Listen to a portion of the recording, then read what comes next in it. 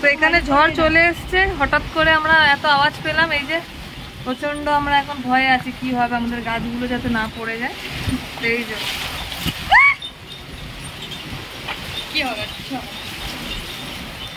ঠিক আছে বললি পাতা এসেছে ড্রাগন ফ্রুট, এই যে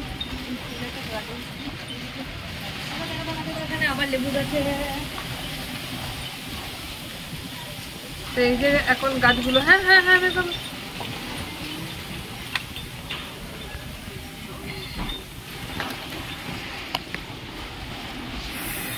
বাবা কি অবস্থা, 5 মিনিটের মধ্যে একদম তেহেল মেহেল করে দিল একদম। দিদি চলে গেছে গাছ বাঁচাতে, আমিও কটা এই যে নিচে রেখে দিয়েছি।